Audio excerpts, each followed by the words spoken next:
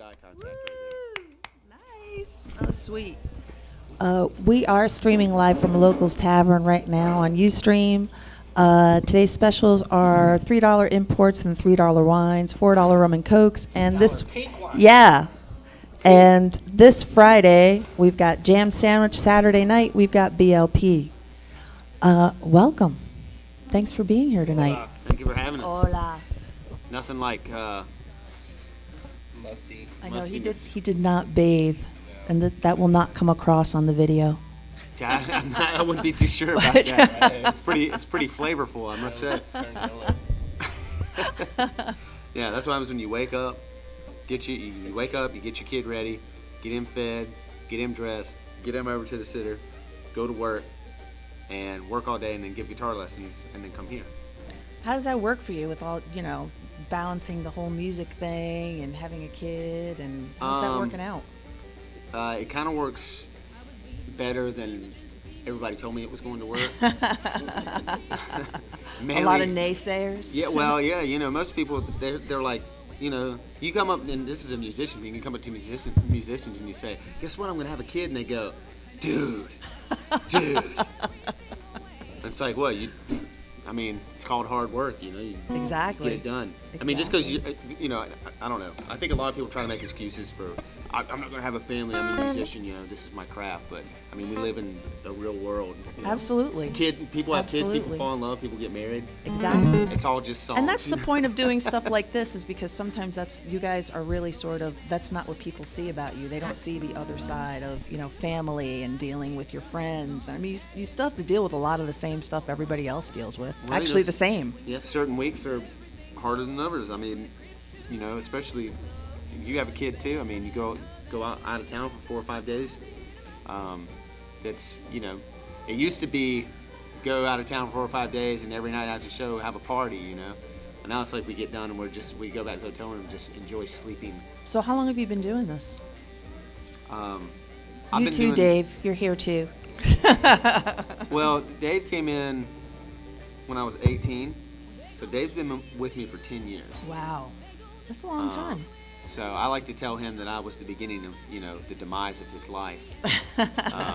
I've had him trapped for 10 years. So was there Medusa Stone already? No, there was when Catfish Lane. Gotcha, And he okay. started out in Medusa Stone has been 9 years. Didn't we do Catfish Lane for about a year? Not even a year. Okay. Not even a year. 6 months. So why the change? Like what precipitated that? Turned 18. Well, I turned. Got laid. Well, before that, but. But it's. Oh. What happened was we did an original album, and we had done original albums before, but it was, I was 16 and it Right. was, heavily blues influenced, and this was more of a rock thing. So we said, if we're going to sound completely different, we might as well be completely different. So can I ask you to do something like really quick that normally I couldn't ask, because you guys, the people when they come to be interviewed are usually up on the stage, but you guys are sitting right here. Do you remember like one of the first tunes you guys did together? And if you do, like could you do it? Actually, I remember the song that you auditioned for. It was. Oh.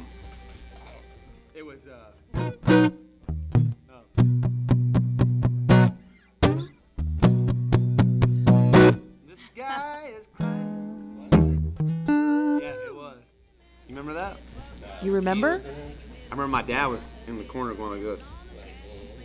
My dad was my bass player before him.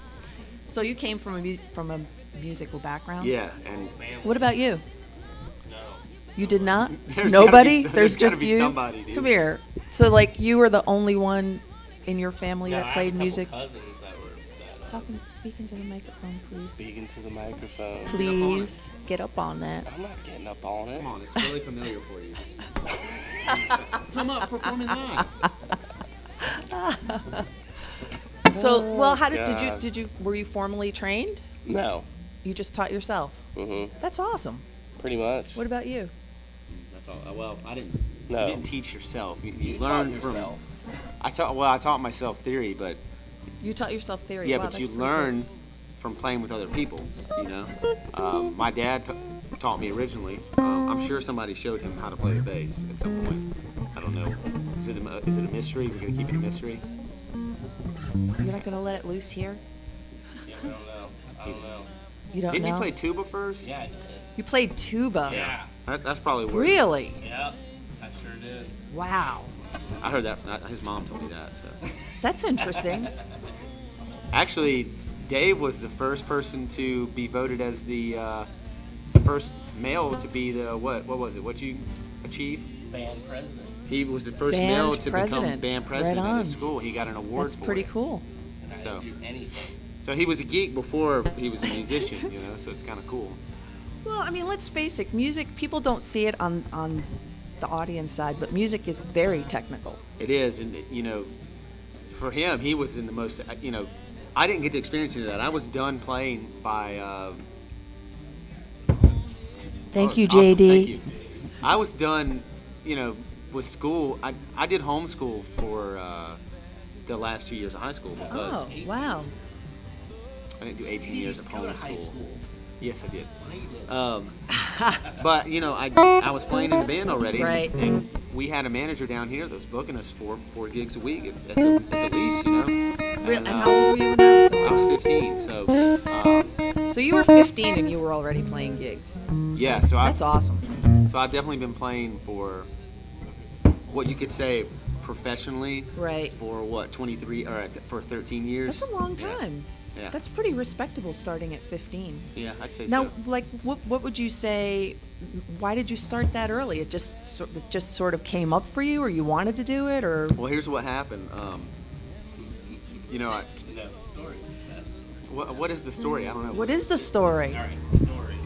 Dave knows the story. You tell the story. Okay. Justin's father said to him, son, Terry Fox. Terry Fox said, son, you get to pick one thing and one thing only. You're not going to do baseball. You're not going to do basketball. think that happened. You're going to do one thing. Did You he get tell to you pick that? one He said- thing. really? Yeah. And my child at 13 years old picked the guitar. I said, why? I don't know. And I don't know how long it was after you got your first guitar. But 2 years. Was it 2 Yeah, it was years. 3 years. No, it was 2 I years. started when I was 12. Yeah, so no, it was 14.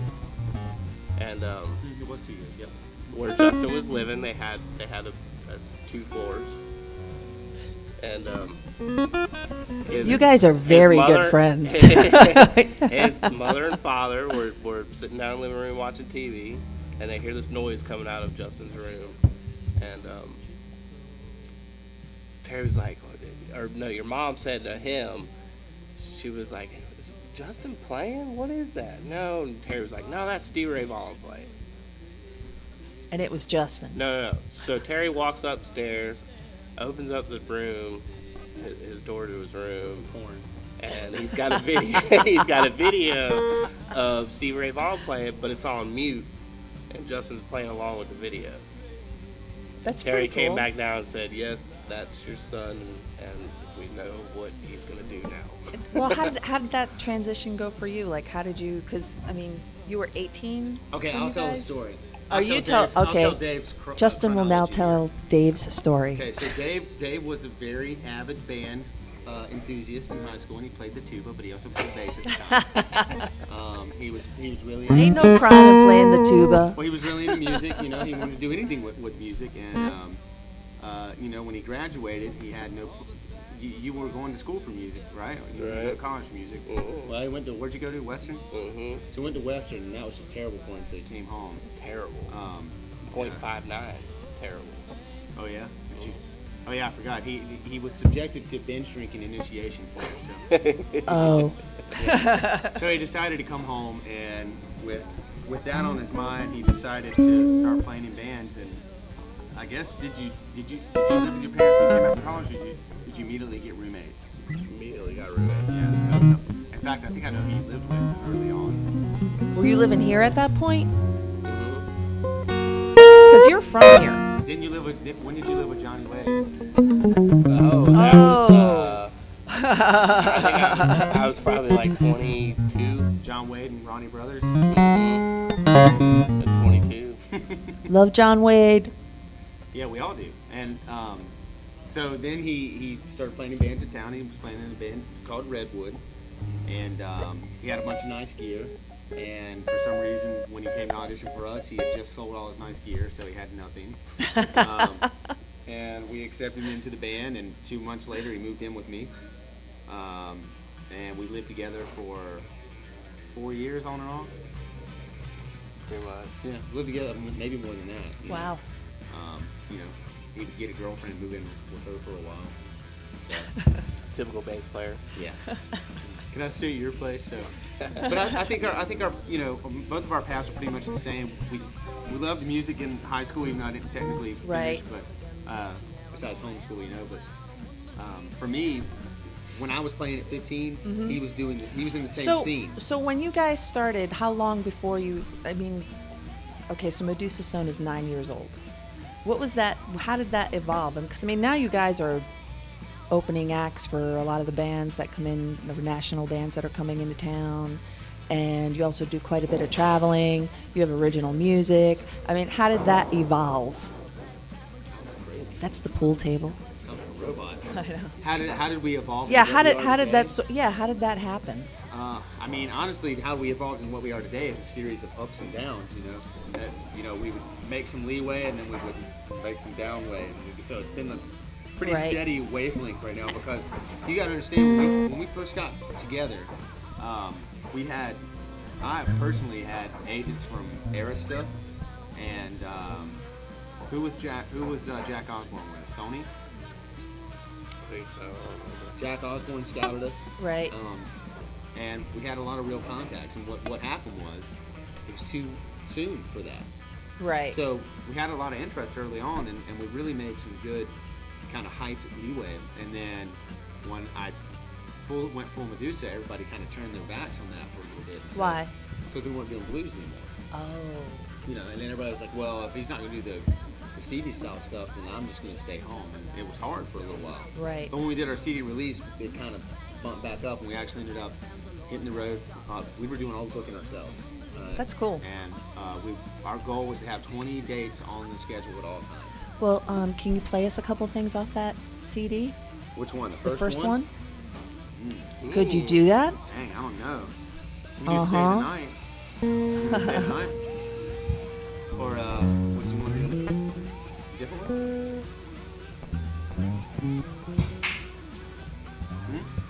Yeah, let's just say that. All right. If I can remember the second verse. That's a long time ago. Wait, what's the second Yeah. verse? That's 9 years ago. It is a It long is 9 time years ago. ago. All right, 2004. cool. 2004 is when this came out. All right, 2004. This is called Stay the Night. You ready?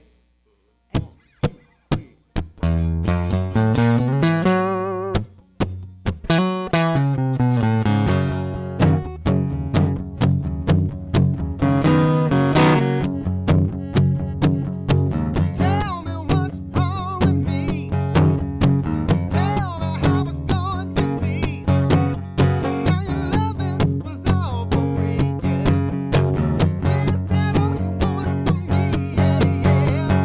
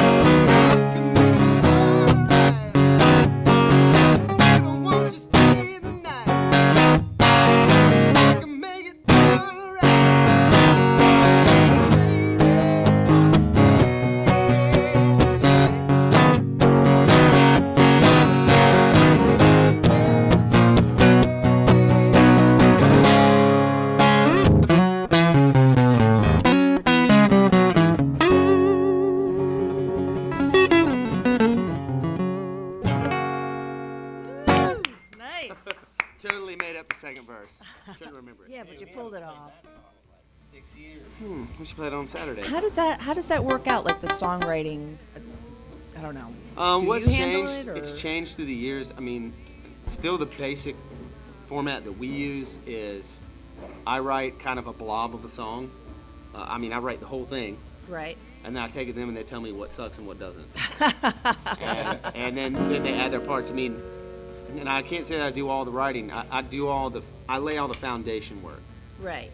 But it's like throughout the years, Jeremy and Dave, and now even Worth, have contributed parts to songs that are pretty important parts. Right. You know, there's a part that Dave wrote for a song, he doesn't even remember writing it. You know, he said. This What is a about song. melody-wise? I mean, Well, and musically, how does that work? You know, the melodies are pretty much what I lay down first. Okay. Well, take a song like off of Shaking Hands. We had a song called Black Powder. Mm-hmm. And me and Dave were writing it together at first, and the intro goes.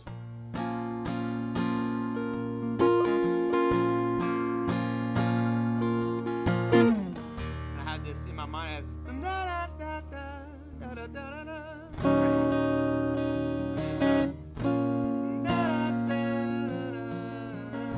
So we're kind of messing around with that. So, you know, and then I wrote the lyrics to go with it. So it was. I'm not as perfect as you say I am. Sometimes it's hard to wash my hands. And so we had this verse that was flowing, right? And Right. we couldn't figure out what to do on the chorus. And I don't even know if you remember this. It was at North Chase. So he was over at my house and he was like, I had this chorus written and it was something along the same lines of that kind of. You know, it was probably. So it was, the whole thing was just staying really. So you level. already have an idea of where you're going with it. Yeah, and so Dave goes, you know, you gotta. Right. He came over. He said, you know, it needs more than that. So that night, I started thinking about another song that I'd written that was like the whole song was just.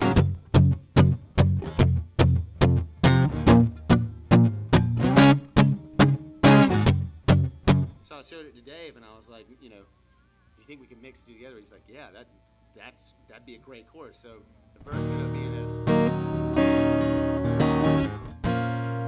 So the chorus ended up being maybe I can save your life. Play it. Play the whole I thing. think you need to play it. All right. Wouldn't you say they need to play it? I think they need to play it. Get some go juice. Yay. Remember this one?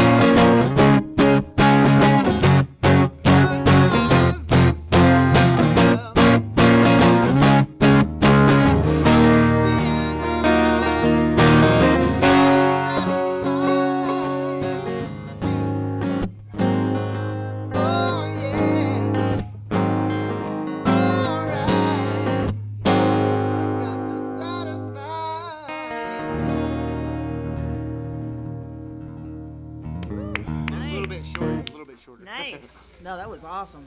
Thank you. So, other band members, have you had many, or is it still the? Well, it's always been me, Dave, and Jeremy. We've had other guitar players, and they've always been our good friends. And it's never been anything like about their abilities or playing or anything. Right. It's always just we've always had a guy come in and just kind of not meshing in the way that we want it to. These are guys that we jam with and play with all the time, and worked out great live, but schedules, practices, Right. that type of stuff. Just logistical. Yeah, those are the type of things that, along the way you have to say, hey man, you're awesome and you're my good friend, but it's just the dynamic we had as a three-piece was so Right. strong at the time Mm-hmm. that, and I think it had a lot to do with the writing too. But with the last album, meeting Worth and saying, hey, I've got this whole, we didn't know what we were doing 2 years ago. Okay, this is when the new album, everything started with that. We were kind of in limbo. I'd taken, what did we take, a 5-month break almost? That's a pretty long break. I- And why did you do that? Well, I took a break I was getting married, and we didn't take a break because we had shows during Right. that time, but we weren't doing any writing, we weren't doing a lot of practicing, we were just kind of playing the shows that we had and still selling the last album. So, we were like, let's let the dust settle a little bit, and then I was like, let me get married, let me get my wedding over with, let me do my honeymoon. Right. And I think they were, glad to take a break, what did you do? I don't know. I was pregnant. Oh yeah, he was Oh, pregnant. Dave was pregnant. Yeah, he was his girl was having a baby at Right the time. on. So, and then Worth comes kind of stumbling into my guitar shop I work at, and he says, "Hey, I got a studio. Do you guys want to come jam some songs and see what we can work out?" And I was like, oh, because I had this on this 5-month break, and another reason for the breaks because I lost my brother in 2010, and Oh, I'm sorry to hear it. I didn't know that. actually I think it was 2011. Now I'm getting confused, but it seems it's like once that happens, everything just starts Right. flying. That's huge. Actually it was 2009. Geez, that was a long time ago, and it was like. I That's just big realized that I've stuff. been married for a long time now. It was in 2009, and see here, to make a long story short, I proposed to Lauren. This is in March 2009. In April 2009, I lost my brother, and he was only 17. So, it was kind of an unforeseen, tragic thing, and I needed to close in Right. and be with my family and figure out. Well, there was a lot. That's a Well, lot. I had to Marriage figure is out- big, but a death Yeah, of a brother, that's huge. Well, I had to figure out what am I going to do with my life. Am I going to keep Right. playing music? Am I even going to still be getting married? No, because your wife has to be really supportive of what you do. well, yeah, and see that's the thing. I was so worried about it because I was in this really dark place, and I'm like, we're supposed to be really happy because we're about to get married. So it was definitely a lot of bittersweet happening, and we took this break to kind of let me figure my life out. But during that break, I was writing songs about my brother and my life and everything at the time that I wasn't playing. Right. So this last album is everything about him and kind of how my life was after that. Can you play us one of those? Yeah, actually, I would love to hear one. the song I'd like to play is this is one of the first ones we worked on at Worth Studio, and it's a song I wrote about. It took I wrote it and I shelved it and then I took it back out. This is a song I wrote. I remember I was sitting. We had an apartment at the time. I was sitting downstairs, and I still do this. Lauren goes to bed and I stay up all night long. I was sitting downstairs with my computer and an electric guitar, and I was just writing about the bittersweet and the oppositeness of being more happy than you could imagine and being more sad than you could imagine. So this is a song I wrote for Casey, but I also wrote it for Lauren and for Dave and for Worth and for Jeremy and for our whole family and for my mom and dad. So it ended up turning out pretty cool. And Awesome. it's called All We Have. Let's hear it. Yeah, absolutely. So I'll start out with rhythm because remember he plays bass on this. Right. We don't play this live a lot, so I'll just start out with rhythm and then you can come in with the. Unless you want to do Jeremy's part. Boom, boom, kappa, boom, boom, boom, boom, boom, kappa, He can boom, do boom. that. All right, so here it is. Oh, it's called All We Have.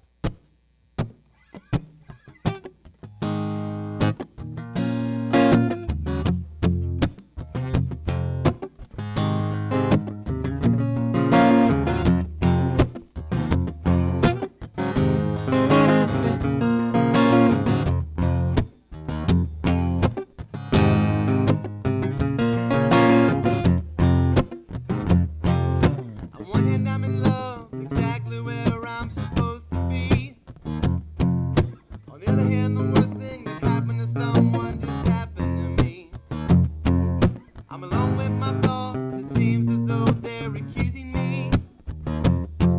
At this point in my life, I'm not sure where I'm supposed to be. I put a ring around your finger, you're my brother. Got my eyes up on my mother, on my brother. Sing for him.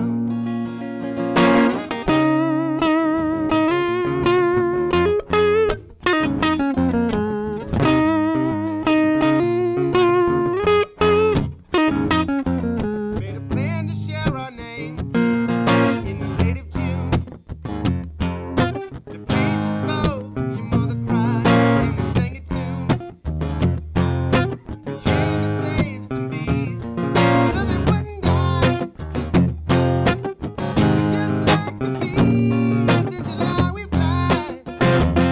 I put a ring around your finger, you're my brother. Got my eyes up on my brother, on my brother.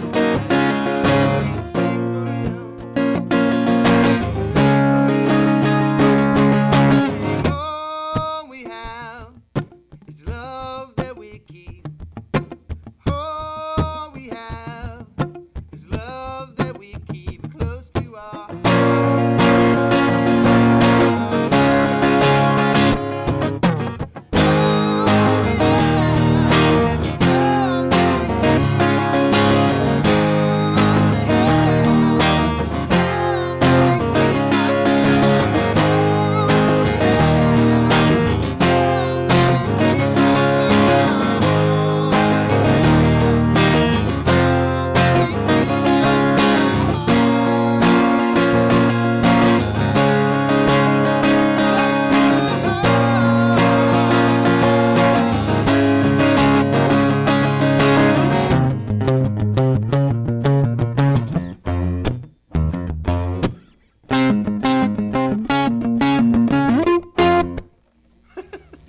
Woo! Nice. Thank That you. was sweet. We've never played that acoustic.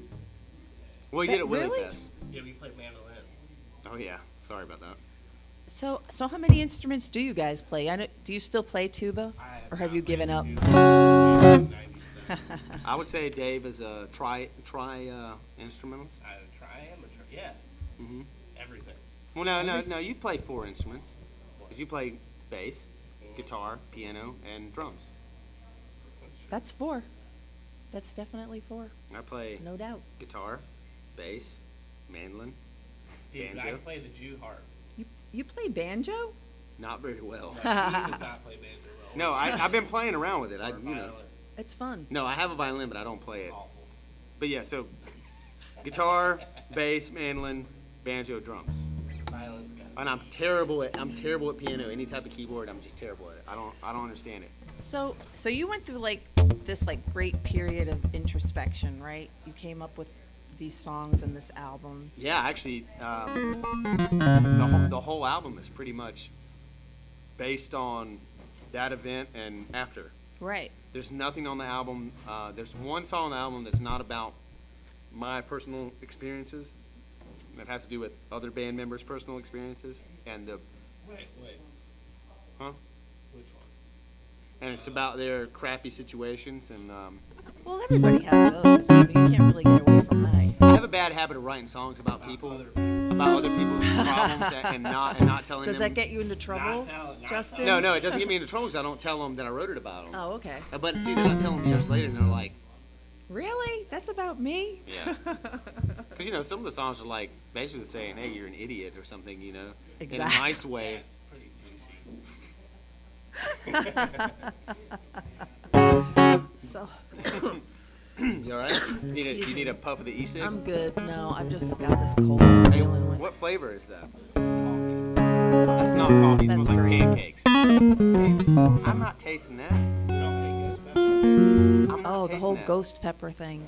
I escaped that tonight, luckily. You I did get did. lucky. I got very lucky. You got real Otherwise, lucky. they were going to make me eat a hot pepper. Yeah. Yay me for not having to deal with that. So, you guys have played with quite a few different bands at this point. Who's So- best? Well, what was your favorite? I don't know, that's Not a so really much about tough who's question. best, but what was your favorite I mean, obviously, we've got a really and why? well, we've got a really I've got a really close admiration for Blackberry Smoke,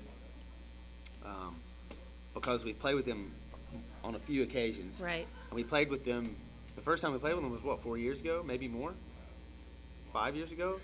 You know, and they were a kind of regional band coming up, but they had that what you see them do now is just a more polished version of what they were doing then, as in they haven't changed themselves. So they're pretty true to what they're Yeah, they doing. haven't changed themselves to make it. They did what they did so well that people started liking them for doing what they do.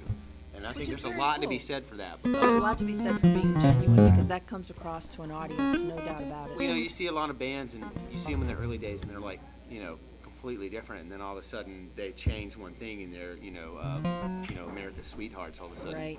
And not to name any names, but Why? because it's happened on more than one occasion. Oh, you should name names. I'm not gonna name any names. I think we all know what bands in the North Carolina, South Carolina region had been pretty prominent rock bands, and then went to maybe another genre. So who and was the found best? success in some other way, but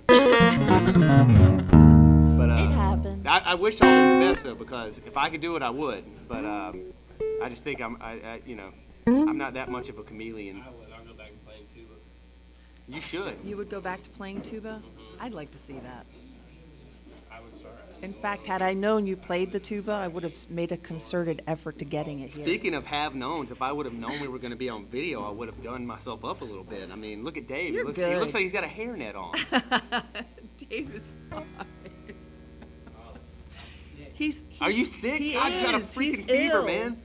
I'm sick too. Y'all need to get away from me. I got shit to do this Everybody's got something right now. I got a Oh, student right now man. with mono. That's Oh, you're kidding me. You don't want that. no, but I think my I like Blackberry Smoke, but I gotta say my favorite band to play with, just because they kill it every time, has gotta be Mother's Finest.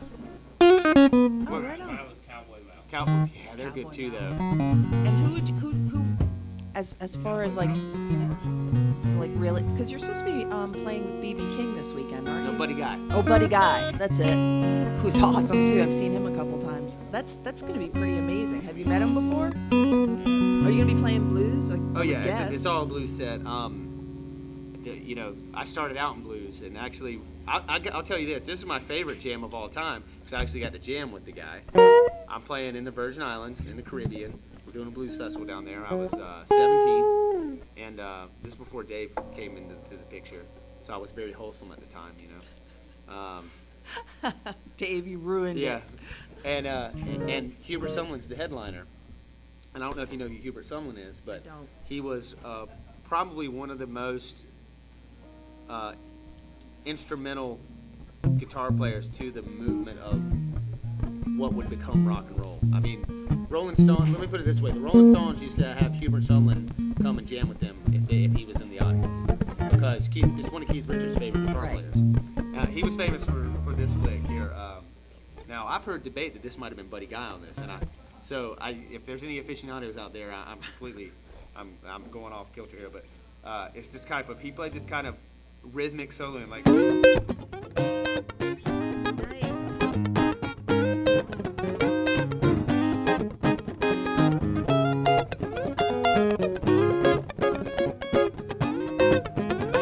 so it's that kind of thing there.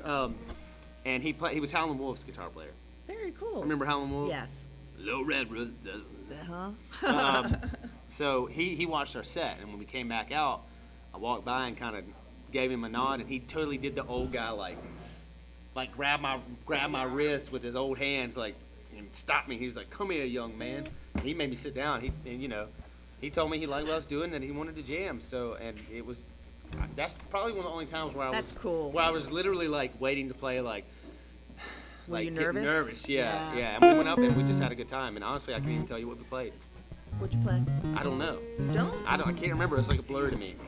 I wasn't drunk. I was 17. 17. I was starstruck. I mean, this was a guy that. Have you ever seen Cadillac Records, the movie? Yes. You remember the scene where Muddy Waters steals Hubert Sumlin from Howlin' Wolf, and they're playing the bar scene. And, Hubert Sumlin's character in the movie is kind of real like timid, and he's sitting there playing in this bar with Muddy Waters, and a fight breaks out, and the guy Right. pulls a gun out. And remember, Howlin' Wolf comes in and breaks a chair over the Right. guy's back. The guy with the gun. You remember that? Y'all ever seen that I movie? remember that. He breaks the chair over the guy with the gun, and he looks at Muddy Waters and says, "If you ever steal my boy again, I'll kill you."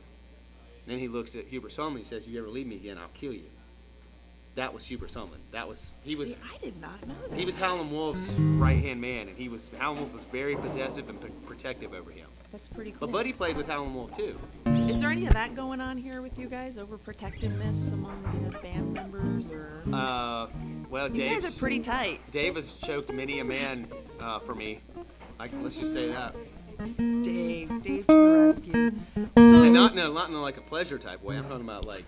I didn't even go there.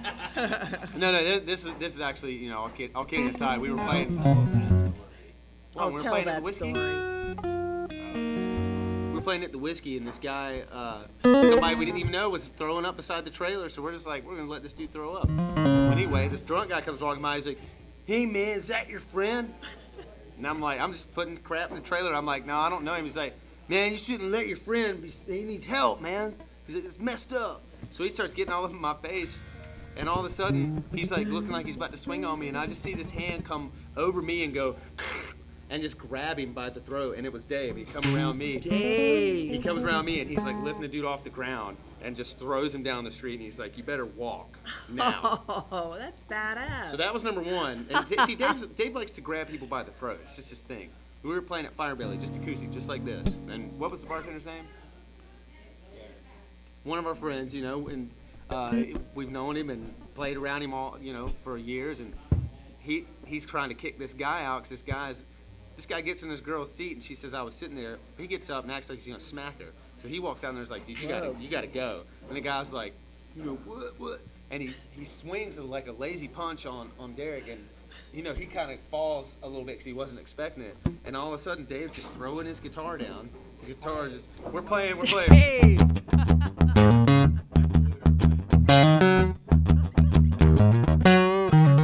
So I see the guitar fall. I just keep going. And I'm like, Dave's gonna take care of this. So Dave gets the guy and he throws him on the ground by his throat, and the dude's like trying to punch him, and Dave's going, "You don't want to do that." And he's saying, "You better just be cool." So his friends start coming our way. So Dave's got the guy down, he's choking the dude, and the dude's going, What, man? Come on. And so I see his friends coming, and I just stop them. I'm like, "Dudes, you don't want to get in there." I was like, "You don't want to do that. Just stay back here." So somehow my intimidation technique worked, and they backed off because they totally could have just came. They could have totally just came behind Dave and started like punching him in the back of the head. I was like, "Don't do it, man. He's crazy." And so that was enough time for the bouncers to come and kick the guy out. And of course, on the way out, they hit his head on a pole on accident. They carried him out sideways. He was like, "Man, you." It was really entertaining. And Dave's guitar was fine. Sounds and you were just basically just keeping. Well, I was trying to keep playing because we have a kind of a motto that just like the other night, we played at City Limits and not country. We were playing what we do acoustically. This guy was headbutting his buddies and stuff. Did you see that guy? He's just headbutting his buddies like it's a game to him, and they're kind of like, "Oh, you're drunk." Like, chill out, dude. So the bouncers are finally like, "You're out of here." So they bum rush him, 5 guys, kick him out of the gate, and he's trying to jump over the wall, and they're just like mushing him off the side of the wall, like, and the whole time we're just like, just watching, and it gets done, and I'm like, "Boy, that was interesting." But I mean, That's pretty funny. You got to know, like we've done a lot of biker rallies, and that's fighting Those are fun. fighting is a part of the scene that we have to partake in. And Right. Fortunately for me, I've never been in a fight at a bar playing. Because he's got me. Because Dave does all the dirty work. I mean, there's been times that I've kind of tried to step into that situation, and they've taken me out of it. One kid out while you were playing. I did actually do that. That was We were pretty. playing at 16 taps, and this dude was going crazy in the front row. He was like Crazy. moshing. And he knocked his wife. Like he And did. your pregnant And girlfriend. my pregnant, yeah, and my pregnant baby mama knocked both of them because he was going nuts. Justin's playing solo, and he leans down over the stage and puts the kid in a chokehold. And See? he's going. There you go. I was trying to keep the And he note talks going. to I just grabbed him, you know. I grabbed him. I had to lean down. I pulled him kind of up, so he was like on his toes, and he was going. He was like, I think he was saying chill, and I was like, no, you need to chill. I was like, you need to go sit down. And I let him go, and he went and sat down. And after the show, he was actually very nice. He was like, man, I really like you guys. He was like, I was just really drunk. He was like, I didn't mean to be bumping into people. And I told him, I was like, dude, I did not want to choke you like that. I didn't know what to do. Like, nobody was stopping him, you know? So what's the worst? So I was badass once. That's cool. That's respectable. Choking a dude and still holding a note. Come on. Hey, I would rather choke than punch because I got to use these to make. That's right. Make dough. You have to keep that Yeah. intact. So what's the worst on stage snafu? What happened? I think there was a gig where, and this happened to us both. This is kind of gross, you know, and the musicians don't ever talk about this, but I mean, have you ever been like driving in your car and all of a sudden you got to go? Yeah. Have you ever been? Okay, let me ask you. Happens to everybody, Have you ever sure. been hanging out casually and been like, "Ooh, I gotta go to the bathroom"? real quick." All right. So imagine being on stage and all of a sudden the floodgates are coming open. You know what I'm saying? You're making me snort. That's not right. But I mean, you know, what are you gonna do? You're gonna just stop? Hold on a second, ladies and gentlemen. I gotta go doo-doo. No, you can't do that. You just can't do that. Oh no! What do you do? No. Well, what I did was I said, right in the middle of the song, ladies and gentlemen, Jeremy Summers, drum solo. And then let him do a drum solo and you just go take care of your business. But that, I wouldn't say that was fiasco because it was taken care of. We've never had a big meltdown on stage, you know. I think maybe the worst was when that guy told us he was going to kill us if we didn't play Leonard Skinner. I mean, it was like show-stoppingly. He came up to the front. He's like, "You and you and you, if I don't hear some damn Skinner, I'm gonna kill somebody." And that was pretty scary because he was serious. He was serious? A big boy, yeah. Serious. He was a big boy. Where were we? You don't want to know. Remember that bar in Castle Hayne? Oh yeah. That was early on. That was the early days. What was that part? Early days. I can't remember. It was like some motorcycle thing, like the Well- Rebel or something. So where do you see the band going now? I mean, where do you see Well- you guys heading to?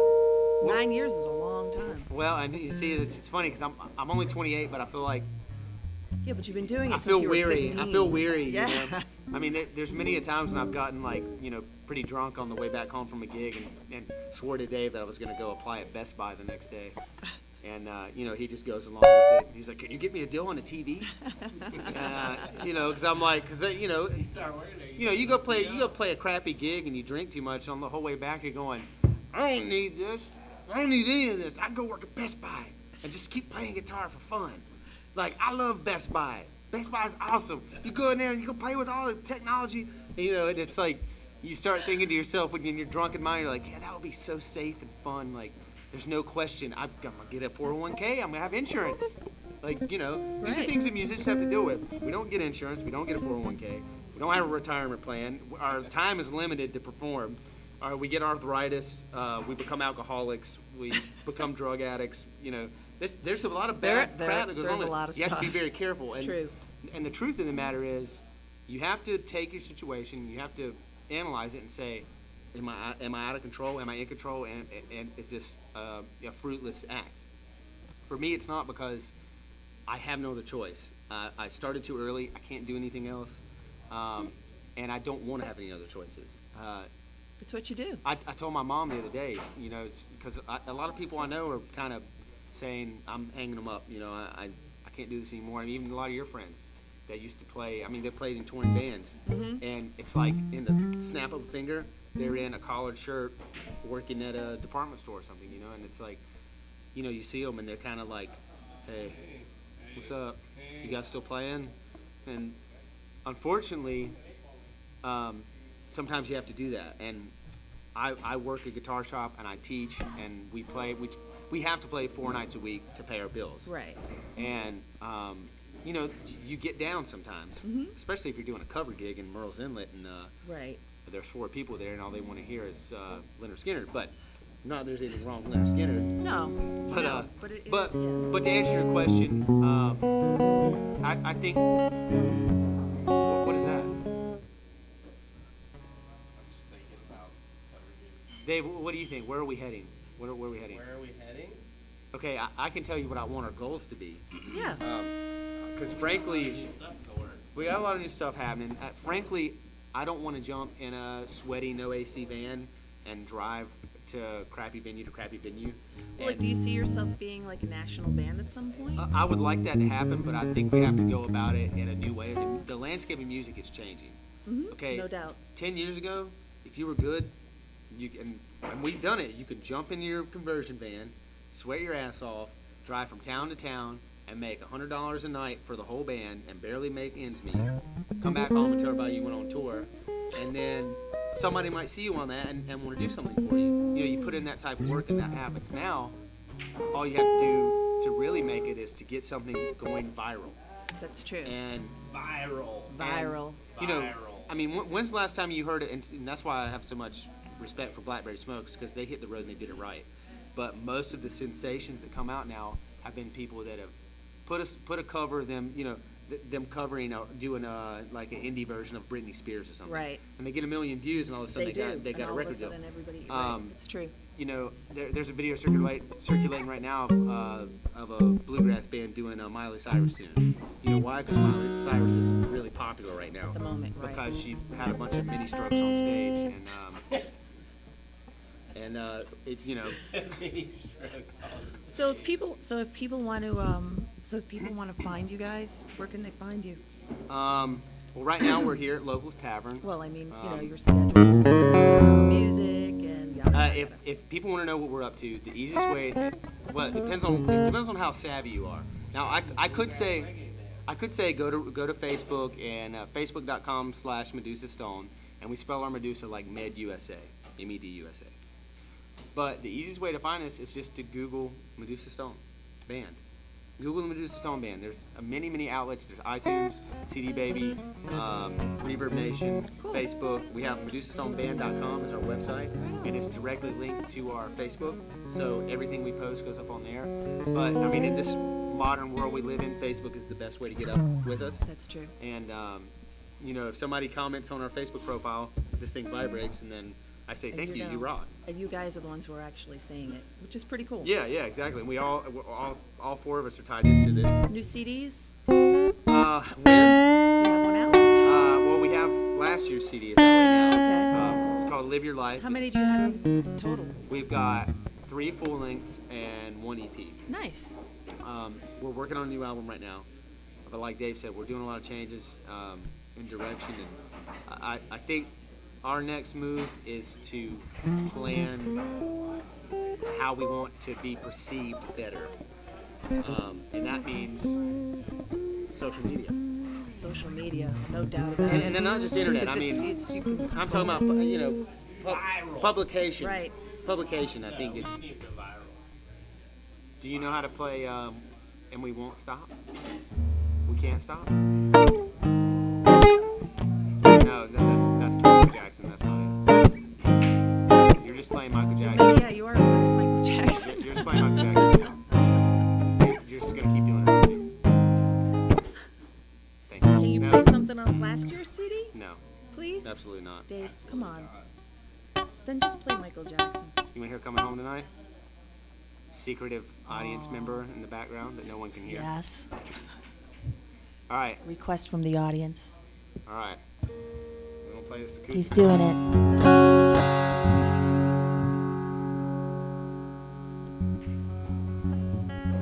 Oh, this is the one off the album that was written for someone else, not about someone else. It's written for my friend Danny, who at the time was in Afghanistan, but he's home now. So Oh, good.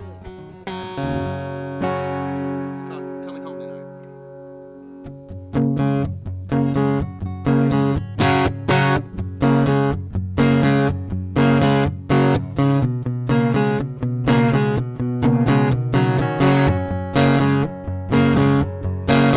For all the ones who made it, all the ones who remain faded, coming on the night, coming on the night. This is for all the ones still waiting, all the ones who remain jaded, coming on the night, coming on the night. There are no yellow brick roads.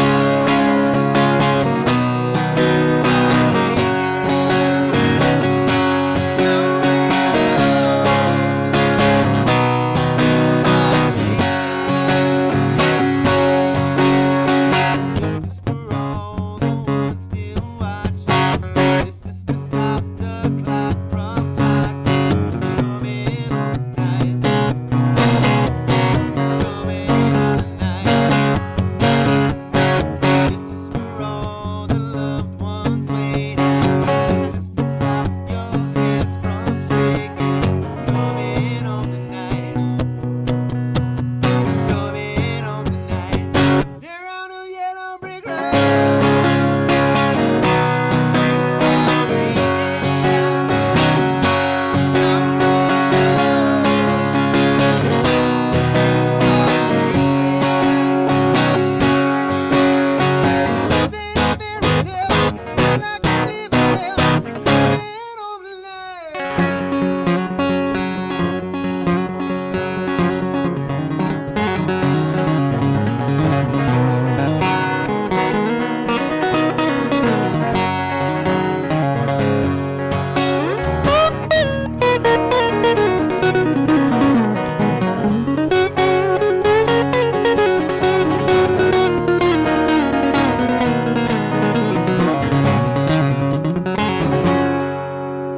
Enough is enough.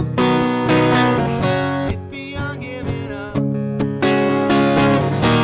Enough is enough. Enough is enough. It's for all the ones who made it, all the ones who remain faded. Coming on the night. Coming on the night. There are no yellow brick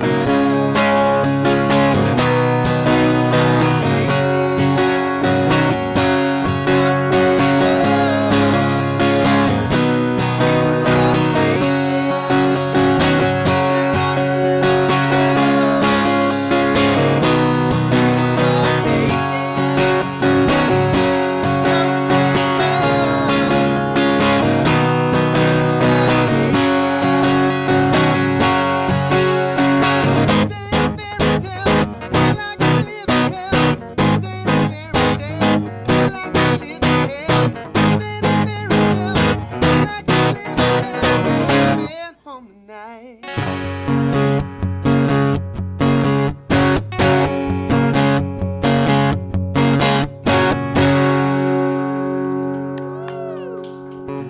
Are you writing scribbles like I'm Conan writing O'Brien? scribbles because one of our audience members has a question for you. Oh, What that? place would you like to play? You mean Venue. like a dream Like venue? a venue, yeah. Wembley. Wembley. Wow, that's a huge dream. Right on. Oh, if you're gonna go. Well, I mean, hey, I mean, anybody can say Madison Square Garden. True. Who's gonna say Wembley? I would not. I would have said Madison Square Garden. Nah, I don't want to play in a square. I want to play in a oval. Right on. That's very cool. What about you, Dave? yes, you would say Fillmore. The what? The Fillmore. In San Francisco? Yeah. Fillmore's cool. Or the Orpheum. Oh, the Orpheum. That's really cool. I'd either like to do Wembley or Red Rocks. Yeah, Red Rocks. Red Rocks. Ha, ha, ha. It would have to be Red Rocks. So yeah, that's what I'm scribbling down. I'm gonna pretty much wrap the show up at this point. We're streaming. Oh, thanks, Dave. We don't need to hear You that. have to fart? It's Yeah, not a now they're choice? talking about gas. Lovely. Oh, you know, that's Wait a minute. That's another band thing we do. We like to lock the windows and fart in the van and see who can hold out the longest. That's always. And who does? Well, I mean, me and Dave got iron noses. If Jeremy's a part of the game, he rolls down the window every time. He gags easily. So, gigs this week. Ziggy's Friday, Ziggy's right? Friday with Jackal. With Jackal. And then That's the lumberjack part of it. yeah, And then Saturday, is Buddy Guy. You're damn right, I got the blues. From my head down to my shoes.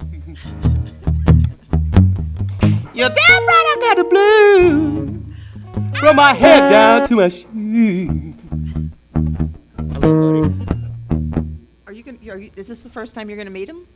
I'm not gonna meet him. You're not gonna get to meet him? Come on. Hell no. He's gonna Come stay on. in his. He's gonna stay in his bus watching probably whatever he likes to watch on his No flat way. screen. You don't think you're gonna get to meet him? No, definitely not. Oh, come on. Because they're He gonna bring. seems like a nice guy. No, he's totally a nice guy. Our good friend Frank Banks is his guitar player, So do you? and he told us you're not gonna meet him.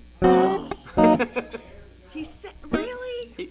He's 70-some years old. He wants to All you relax have in to his. say is hi. I'm not gonna go up to this bus and be like, Well, no, you can't. Buddy! Now that you know. buddy, of course come watch me not. play, buddy.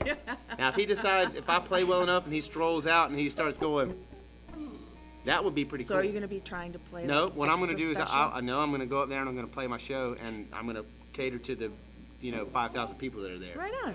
And I'm going to challenge any Craigslist keyboard warriors this year to go ahead and tell me what you think of the show. Last year, one guy told us that we shouldn't have had a violin player with us. And I was like, okay, who are you? Who are you? He said he's from Canada. I told him he might not want to drive that far next time. See, because you can see we've got a lot of pent-up issues as a I see band. this. I see this. All right, Am I getting crotchety in my old age? Is that what Are it is? you? I You're don't only think- 28. You're not really that old to be getting crotchety just It's yet. this beard. Just you see this yet. thing? I know, but Look, when I yeah. do that, Well, you look a little stern, old but not man thing. crotchety yet. But put 50 years on there. Yeah, I could see you in 50 years. Oh, I could. Teenagers, YouTube, iPhones, stop twitting. Stop twitting. Stop face spacing while you're driving. Trying to mow my lawn. Somebody needs to mow my lawn. I think it's. I've got too much yard. You guys are killing me. You got too much yard. Most people complain that they don't have enough. Well, whoever originally put this plot down said, let's plant nothing but trees that drop leaves and pine needles all year long. I mean, it's not only in wintertime. It's like they put trees that like strategically drop leaves in summertime too. Like, so I'll always have some raking to do. So do you guys have a favorite song that you play together? Is there a favorite? Well, Jeremy's favorite is Rainbow Connection, but we don't play that together. That's like your special I song. think Champagne and Reefer is probably our favorite song to play Is it? together. All right, right on, cool. Well, thank you so much for coming on tonight. I really, really appreciate it. And if Thank you you for guys having would us. close out the show with Champagne and Reefer, I'm down. You want to order a pizza or something? Yeah, pizza would be a really good, incredible pizza. Is it close? I think they deliver. I didn't eat dinner.